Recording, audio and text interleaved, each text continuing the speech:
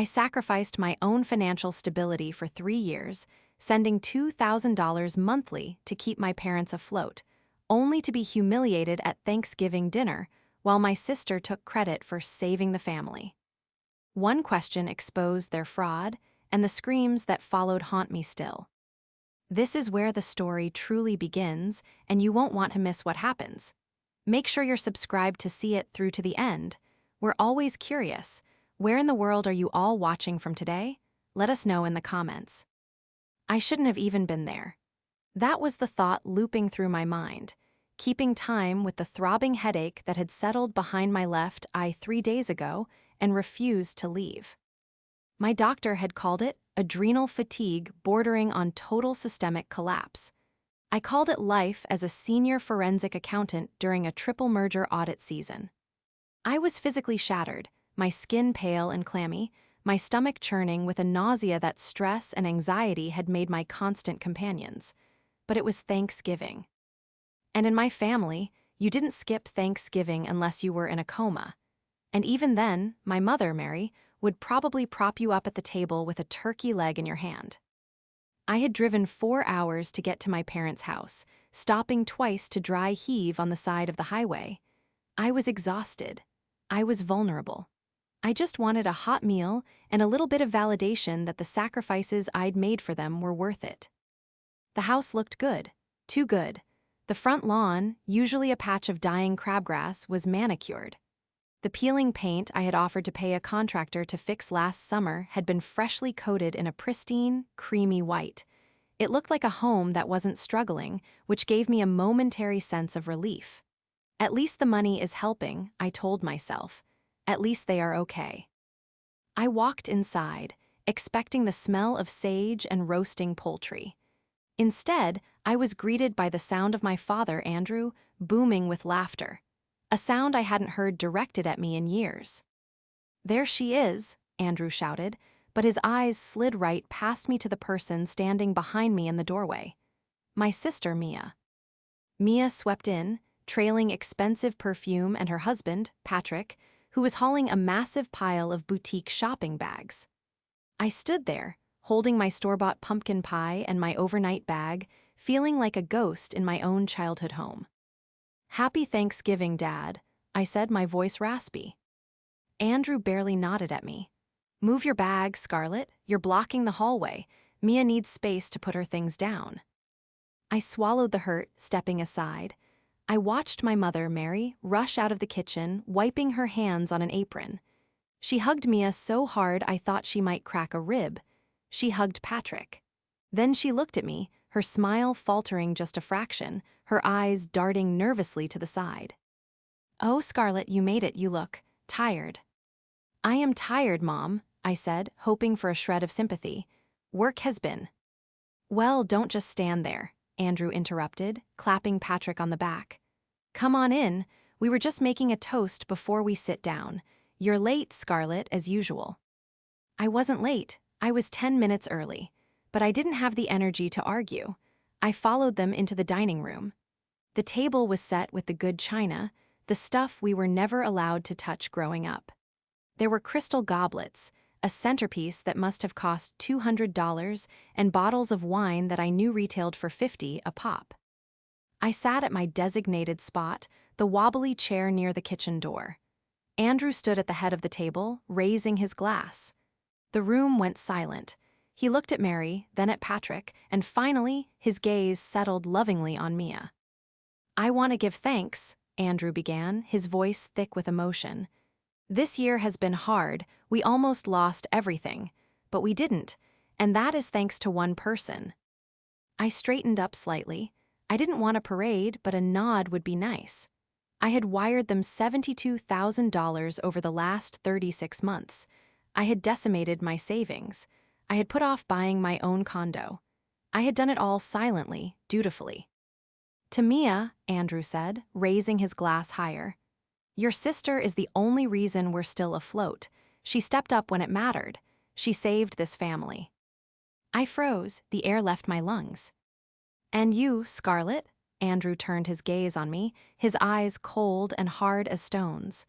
"You've done nothing. You sit in the city with your fancy degree, ignoring us while your sister sacrifices everything. It's shameful." The room spun. The nausea I had been fighting all day surged violently, but it wasn't from the flu. It was from the knife twisting in my back. The betrayal was worse than the diagnosis itself. For a solid 10 seconds, I couldn't hear anything but the rushing of blood in my ears. It was a physical roar, like standing under a waterfall. I look. Dee around the table, waiting for the punchline. Waiting for someone to laugh and say, "Just kidding, we got your checks." But no one laughed. Mia sat there, preening. She actually looked modest, dipping her chin and smiling that tight, practiced smile she used in her Instagram selfies. She reached out and squeezed Patrick's hand. Patrick, for his part, looked smug, taking a long sip of the expensive wine. "Oh, Daddy, stop," Mia cooed, her voice sugary sweet. "Family helps family, that's just what we do." "Not everyone," Andrew grunted, shooting another glare at me. "Some people just take." I felt my hands begin to shake beneath the tablecloth.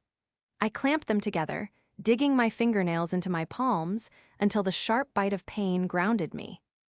"Dad," I started, my voice trembling, "what are you talking about?" "Don't play dumb, Scarlett," Andrew snapped. He sat down and aggressively unfolded his napkin. "Pass the potatoes, Mary." My mother avoided my eyes. She was serving the food with frantic energy, spooning heaps of mashed potatoes onto plates, her movements jerky and uncoordinated. "Let's just eat," she said, her voice high and brittle. "Everything is hot. Let's just have a nice meal." "I want to know what you mean," I insisted, the forensic accountant in me waking up. The part of me that hunted down missing assets and exposed corporate fraud was suddenly overriding the hurt daughter. "You said Mia is the reason you're afloat. You said I've done nothing." "Because it's true," Andrew slammed his fork down. "Mia has been paying the mortgage for the last 3 years. She's been paying the utilities. If it weren't for her and Patrick's success, we'd be on the street." I looked at Mia. She was busy cutting her turkey, avoiding my gaze entirely. She was wearing a diamond tennis bracelet I had never seen before. A Cartier love bracelet graced her other wrist. I did the mental math instantly. Roughly $10,000 of jewelry on a woman who, last I checked, was an aspiring lifestyle coach with 300 followers. "Mia paid the mortgage," I repeated, my voice dangerously calm. "Yes," Andrew said, "and don't look so jealous. Just because she's successful and generous doesn't mean you have to be bitter." "And the medical bills?" I asked, looking at my mother. "The surgery copays, the car repairs." "Mia," Andrew said firmly, "she covered it all." I looked at my mother. Mary was staring at her green beans as if they contained the secrets of the universe. She was sweating. A single bead of perspiration rolled down her temple, cutting through her foundation. "Mom," I asked softly, "is that true? Mia paid for everything." Mary dropped her fork. It clattered loudly against the china. "Andrew, please, let's not talk about money at the table," she pleaded, her voice wobbling. "It's Thanksgiving." "I'm praising my daughter," Andrew argued. "Why shouldn't we talk about it? Scarlett needs to know what real responsibility looks like." I sat back in my chair. The nausea was gone, replaced by a cold, icy clarity. I watched them eat. I watched Mia accept the praise, feeding off it like a vampire. I watched Patrick smirk. I watched my father look at me with genuine disgust. They thought I was just the selfish, city-dwelling sister. They thought I was disconnected. But they had forgotten one crucial thing. I didn't just send cash. I didn't hand over envelopes of bills. I was a professional. I created paper trails for a living. Every single transfer, every memo line, every bank confirmation number was stored in a neatly organized folder on the encrypted cloud drive of my phone, which was currently sitting in my pocket. They were eating their turkey, unaware that the table was rigged to explode. To understand the magnitude of the rage currently simmering in my gut, you have to understand the last 3 years of my life. 3 years ago, my father had a heart attack. It forced him into early retirement. His pension was a fraction of what he expected because of some bad investments he'd made in the early 2000s, investments he never told my mother about until it was too late. They were facing foreclosure. I stepped in immediately. I was 29 then, just hitting my stride at the firm. I wasn't rich, but I was stable. I sat them down at this very table and told them I would handle the shortfall. We agreed on $2,000 a month. That covered the mortgage gap, the insurance, and left a little buffer for groceries. For 36 months, that auto draft hit my account on the first of the month. Do you know what $2,000 a month looks like in your late 20s? It looks like driving a 10-year-old Honda Civic with a broken AC in the middle of July because you can't afford the repair. It looks like telling your friends no to the group trip to Cabo. It looks like meal prepping rice and beans while your colleagues go out to steak dinners. It looks like staying in a studio apartment the size of a show. E-box while your peers buy brownstones. I did it gladly. I did it because they were my parents. I did it because I loved them. And while I was eating ramen and working 80-hour weeks to fund their retirement, Mia was finding herself. Mia and Patrick, the golden couple. Mia had never held a job for longer than 6 months. She was a creative spirit. First, she was going to be a photographer. My parents bought her a $3,000 camera that now gathered dust. Then she was going to be a jewelry designer. They bought her the supplies. Now, she was a lifestyle influencer. She sat across from me now, waving her fork around. Honestly, she was saying to my dad, Patrick's crypto portfolio has just been exploding lately. That's how we were able to afford the new Range Rover. We just wanted to make sure you guys were taken care of first, obviously. Patrick nodded sagely. Patrick was a man whose profession was entirely nebulous. He called himself a serial entrepreneur. As far as I could tell, his business model involved sleeping until noon and borrowing money from anyone who stood still long enough. He was wearing a suit that didn't quite fit, the fabric shiny and cheap, but he wore a Rolex that looked suspiciously authentic. "You're a good man, Patrick," Andrew said, tearing into a roll. "Taking care of my girl, taking care of us." "We do what we can, Andrew," Patrick said, his voice oily. "Family first." I looked at Mia. "So the business is doing well then? The lifestyle coaching?" Mia's eyes flashed with annoyance. "It's a brand, Scarlett, and yes, we have sponsorships lined up, big ones." "Which sponsors?" I asked, keeping my voice light. "You wouldn't know them," she snapped.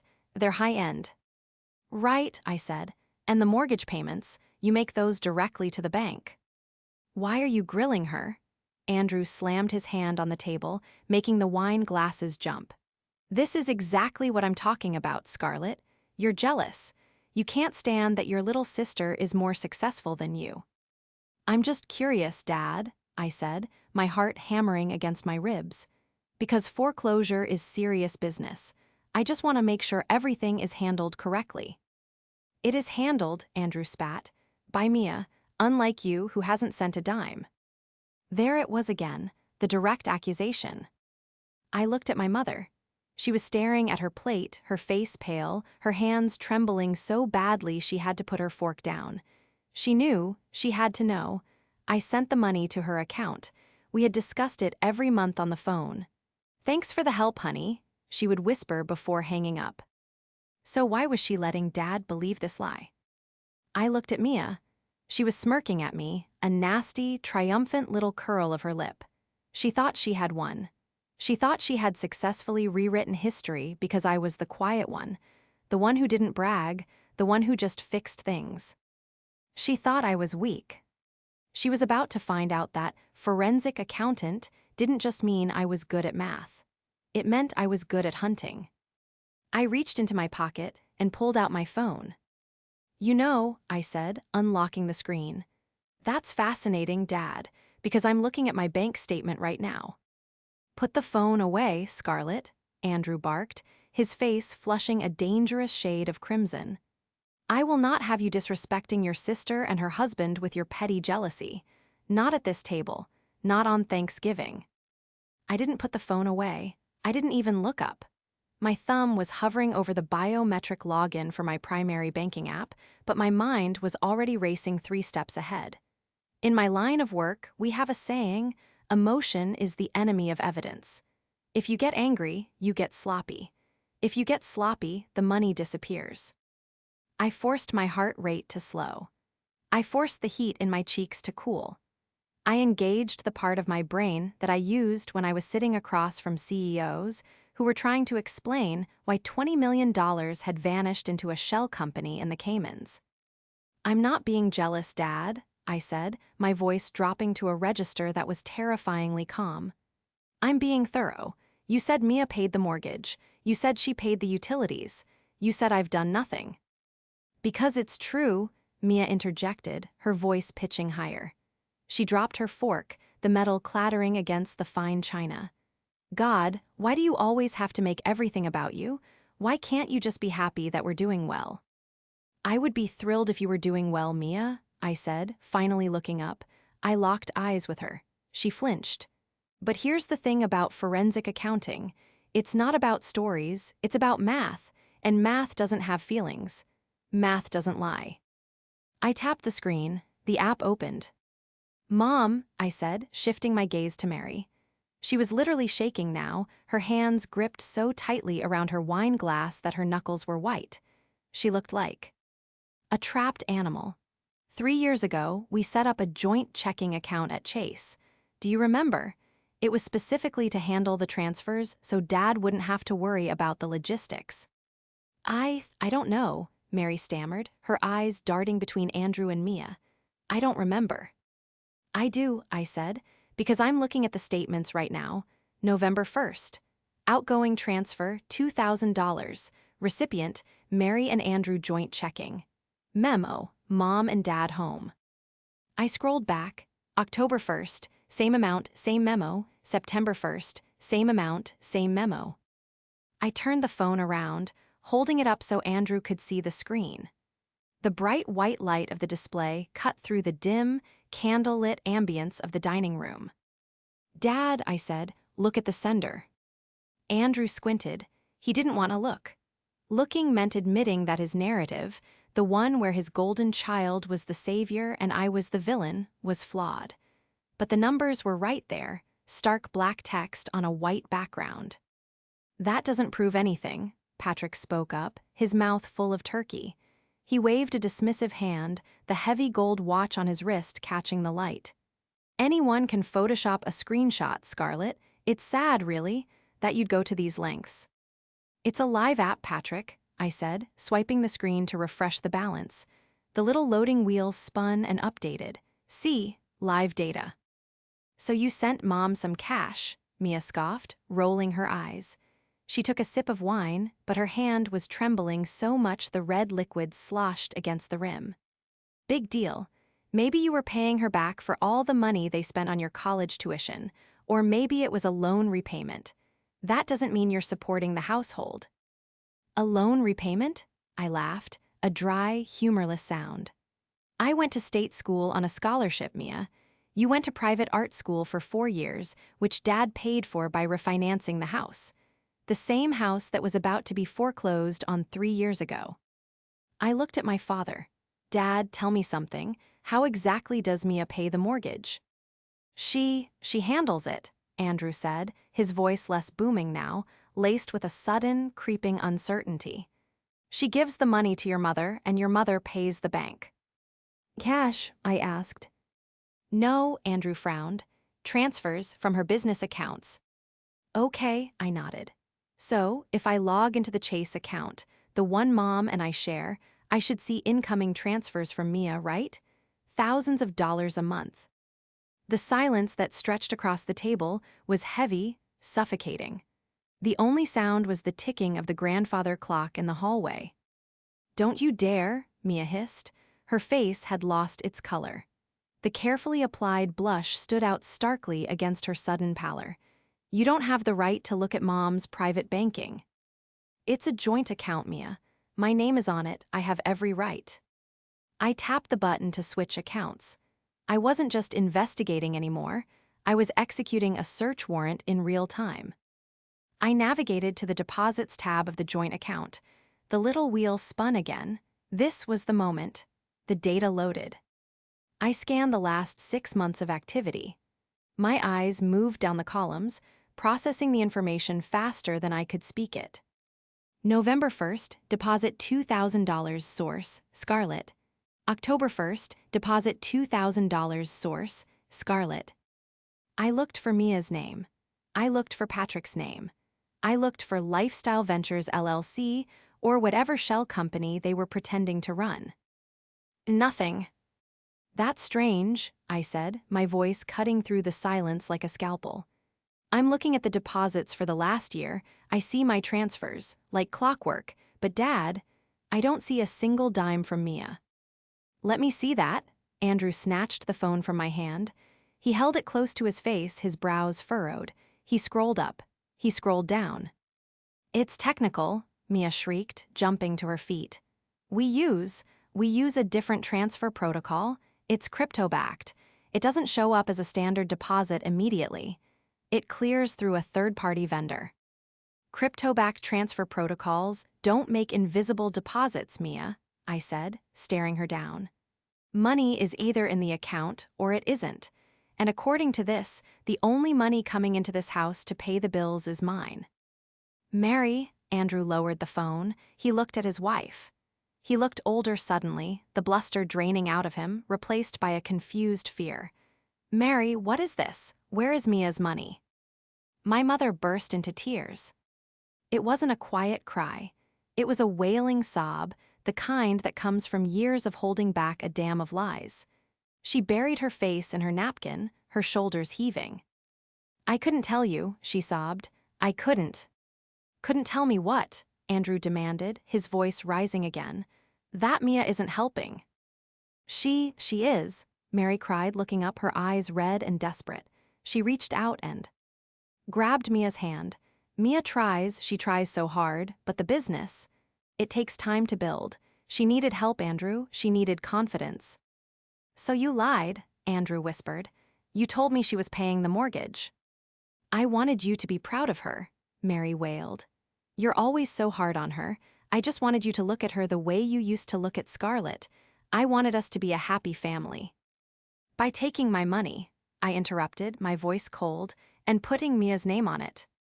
It's all money, Mary snapped at me, suddenly angry, deflecting her shame into rage.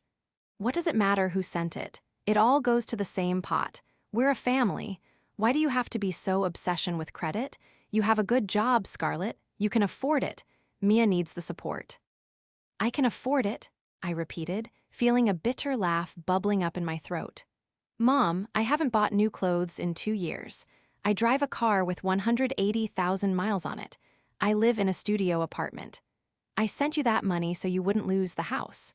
I didn't send it so Mia could play rich girl and buy Cartier bracelets while I eat instant oatmeal. You selfish *TCH, Patrick spat. He stood up now, looming over the table. He was trying to be physically intimidating, puffing out his chest. You come in here, waving your little phone around, making your mother cry. You think you're so smart? You don't know the first thing about our finances.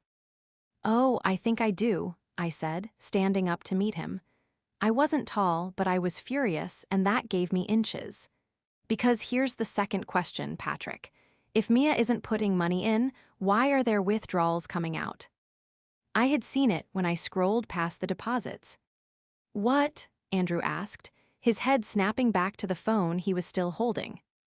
Look at the withdrawals, Dad, I instructed. Look at the payments, not the mortgage, the other ones. Andrew looked down. He tapped the screen with a trembling finger. Venmo, he read. Venmo to, at Mia Style, $500, November 3rd. Venmo to at Mia Style, $800, November 10th. Cash withdrawal, $400. He looked up, his face gray. Mary, what is this? She needed inventory, Mary sobbed. For the brand, you have to spend money to make money, Andrew, you know that. So, I stepped away from the table, pacing the small room. Let me get this straight. I send $2,000 to keep the roof over your heads. Mom takes that money, gives half of it to Mia for inventory and brand building, and then, what? What happens to the mortgage, Mom? It gets paid, Mia yelled. It gets paid. Stop acting like we're criminals. Does it? I asked. Because if $1,300 went to Mia this month, and the mortgage is $1,600, the math doesn't work. I turned to my father. Dad, give me the phone. He handed it to me. He looked broken, but Mia wasn't done. She was cornered, and cornered narcissists attack. You're lying, Mia screamed. You hacked the app. You're just trying to ruin my Thanksgiving because you're a lonely, miserable workaholic who no one loves. That's why you're single, Scarlett. That's why you're alone, because you're toxic. I'm checking the mortgage portal, I said, ignoring her completely. I typed in the URL for the mortgage lender. I knew the password. I had set it up for them 3 years ago when I started the payments. Don't you dare, Mia lunged for me. I sidestepped her easily. She stumbled into the sideboard, knocking over a vase of dried flowers. The page loaded. I stared at the screen. My stomach dropped. It was worse than I thought. Oh my God, I whispered. The room went silent. Even Mia stopped her theatrics, panting heavily, her hair disheveled. What? Andrew asked. Scarlett, what is it? Dad, I said, looking at him with genuine pity. When was the last time you saw a mortgage statement, a physical one? I don't know, he rubbed his face. Mary handles the mail, she said we were paperless now. We are paperless, I said, which is why you didn't see the foreclosure notice. Foreclosure, the word came out of his mouth like a strangled gasp. You're 3 months behind, I said, reading the bright red text on the screen. Status, pre-foreclosure. Amount needed to reinstate, $5,800. Last payment received, July. I looked at my mother. She wasn't crying anymore. She was staring at the wall, catatonic. She had dissociated. The reality of what she had done, enabling Mia to the point of destroying their lives, was too much for her to process. No, Andrew whispered. No, that's impossible, Mia said. Mia said she paid it off. She said she made a lump sum payment in August with her crypto earnings. I turned to Mia. She was backing away toward the door, clutching her Louis Vuitton bag, a bag that I now realized was probably bought with the mortgage money. Mia, I said, my voice hard, where is the money? It's coming, Mia blurted out, her eyes wide and manic. The investment needs time to em. Patrick said it's locked in a high-yield staking pool. We can't touch it for 90 days or we lose the interest. I told Mom. I told her to just float us for a few months until the big payout comes. You told her to stop paying the mortgage, Andrew roared. It was a sound I had never heard him make, a primal, wounded bellow. I told her it was an investment, Mia screamed back. We were going to pay off the whole house in January. We were doing this for you. You stole the money, I corrected. I sent $2,000 every month. That money was specifically for the house. You took it. You spent it on. What? Purses, dinners, this trip. We're building a brand, Patrick shouted, stepping in front of Mia. You don't understand leverage. We needed to look successful to attract investors. It's marketing. You spent your parents' housing security on marketing? I asked, incredulous. You let them fall into foreclosure so you could look rich on Instagram. It's not stealing, Patrick argued.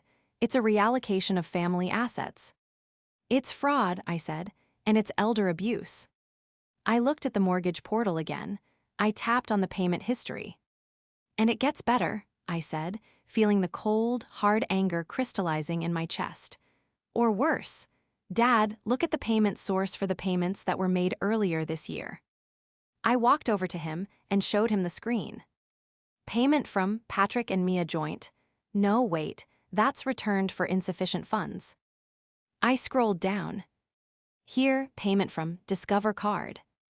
They paid the mortgage with a credit card, Andrew asked, his voice shaking. No, I said, they paid the mortgage with your credit card. I don't have a Discover card, Andrew said. Apparently you do, I said. Mom, did you open a card in Dad's name? Mary didn't answer. She just rocked back and forth in her chair. Mia, I said, turning to my sister, did you open a card in Dad's name? Mom said it was okay, Mia cried.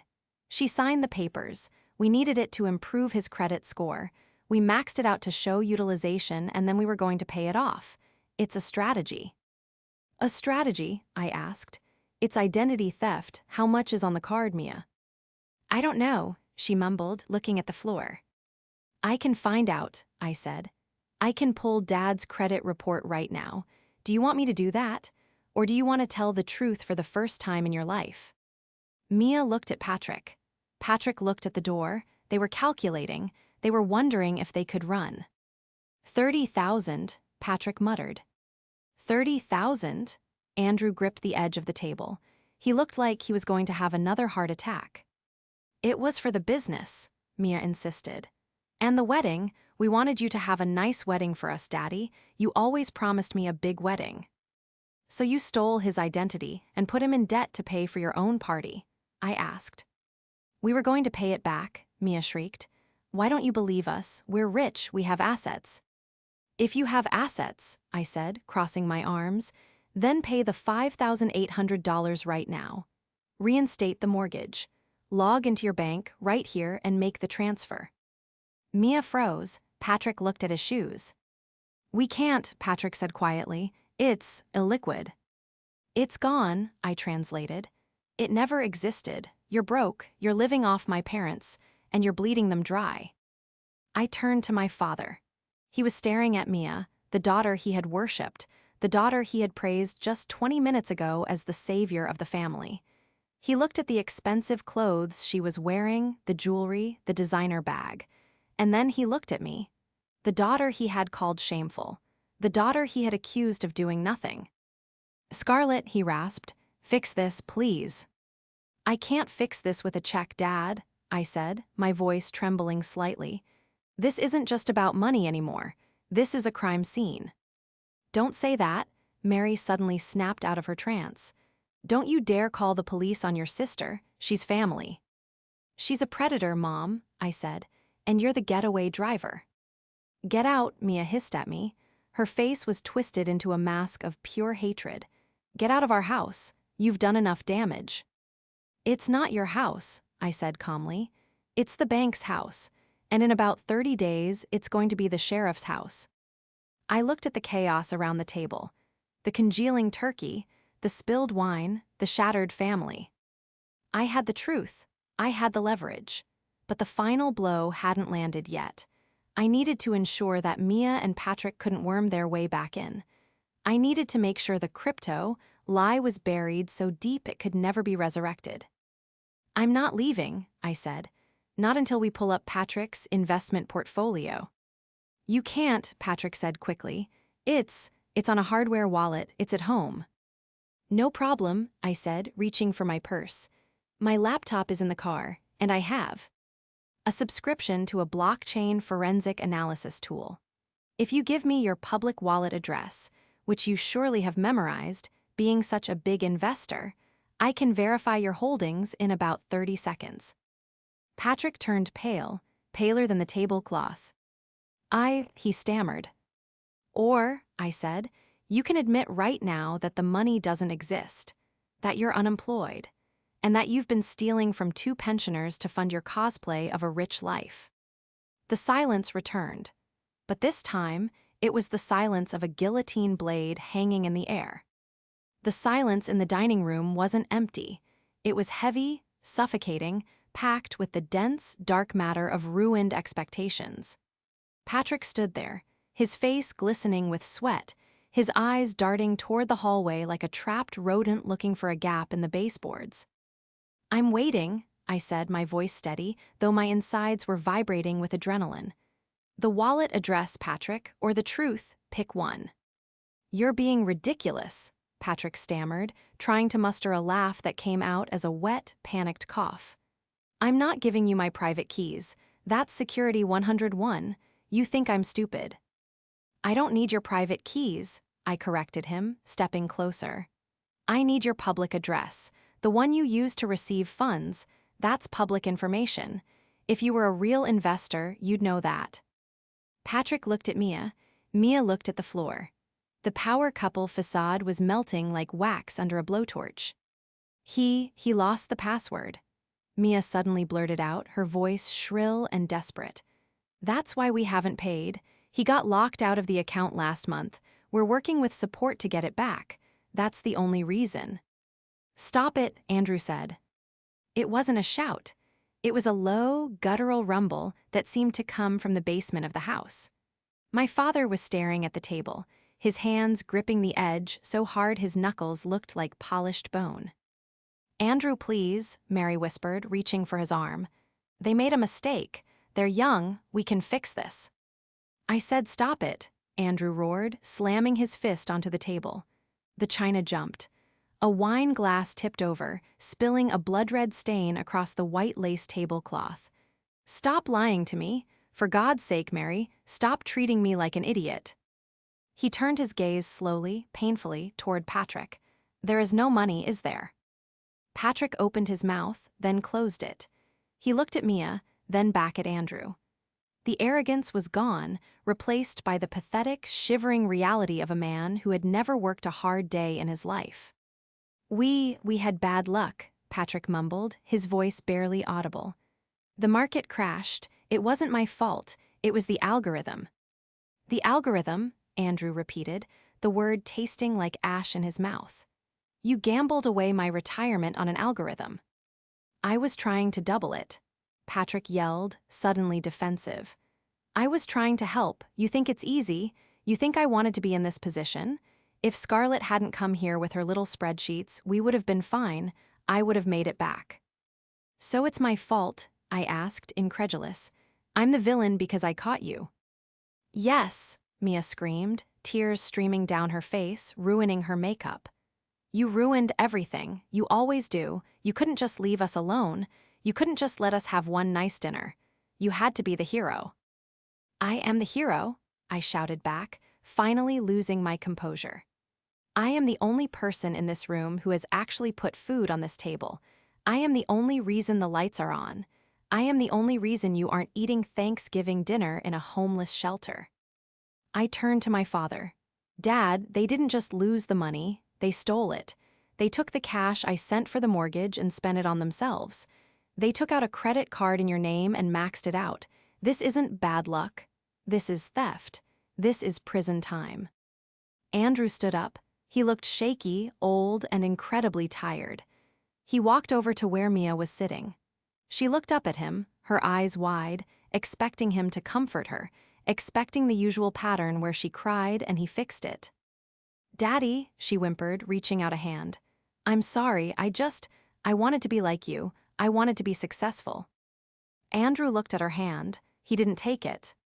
You aren't successful, Mia, he said, his voice cracking. You're a thief. Mia flinched as if he had slapped her. And you, Andrew turned to Patrick, you're a parasite.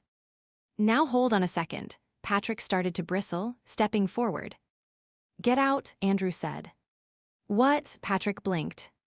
Get out of my house, Andrew said, louder this time.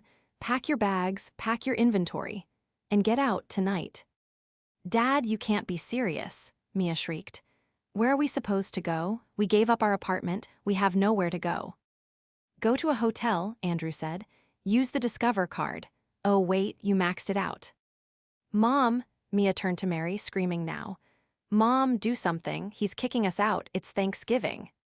And then my mother started screaming. It wasn't a scream of defense. It wasn't a scream of anger at me. It was a scream of pure, unadulterated panic. The enabler's world was collapsing, and she couldn't handle the debris. You can't do this, Mary shrieked, grabbing Andrew's lapels, shaking him. There are babies. Andrew, you can't. It's too cold. It's too late. They'll die out there. They are 30 years old, Mary, Andrew yelled back, pushing her hands away. They are adults, and they have robbed us blind. They looked me in the eye and lied to me for 3 years while Scarlett paid for the roof over our heads, and I sat here and insulted her. I insulted the only daughter who actually gives a damn about us. He looked at me then. His eyes were wet. I'm sorry, Scarlett, he whispered. God, I am so sorry. That was the moment the dam broke. Not for me, but for Mia. Seeing Dad apologize to me, actually apologize, broke something fundamental in her brain. She grabbed the centerpiece, the expensive floral arrangement she had probably bought with my money, and hurled it at the wall. "I hate you," she screamed at me. "I hate you. You think you're so perfect. You think you're better than us just because you have a job, you're boring, you're a soulless corporate drone, you have nothing." "I have a house," I said calmly. "And I have a clean criminal record. And I have $2,000 a month that is no longer going into your pocket." "Get out," Andrew bellowed, pointing at the door with a trembling finger. "Now, before I call the police." Patrick grabbed Mia's arm. He saw the writing on the wall. He knew that Andrew was 1 second away from violence or a heart attack, and neither would end well for him. "Come on, Mia," Patrick muttered, dragging her toward the hallway. "Let's go, we don't need them, we don't need their charity." "My bags," Mia screamed, fighting him. "My clothes." "Leave them," Andrew shouted. "I'll put them on the curb tomorrow, just get out of my sight." We watched them stumble out the front door, a chaotic mess of limbs and accusations. The heavy oak door slammed shut behind them, shaking the frames on the walls. The silence that followed was absolute. For a long time, no one moved. My mother collapsed into her chair, sobbing quietly into her hands. My father stood by the door, staring at the wood grain as if expecting it to provide answers to the questions that were tearing him apart. I sat back down. I picked up my fork. My hand was shaking, but I forced myself to take a bite of the now cold stuffing. "Dad," I said softly, "come sit down." He turned slowly. He looked 10 years older than he had when I walked in an hour ago. He walked to the table and sank into his chair. He didn't look at Mary. He looked at me. "Is it true," he asked, his voice raspy, "about the foreclosure?" "Yes," I said, "but it's fixable. I can pay the arrears tomorrow. I have the savings." "You shouldn't have to," he said, shaking his head. "You shouldn't have to pay for any of this." "I know," I said, "but I will, on one condition." He looked up. "Anything." "I take over the finances," I said. "Legally, I want power of attorney over the house and the accounts until the debt is cleared. No more secrets. No more Mary handles it. I see everything. I pay the bills directly. No cash touches anyone's hands." I looked at my mother.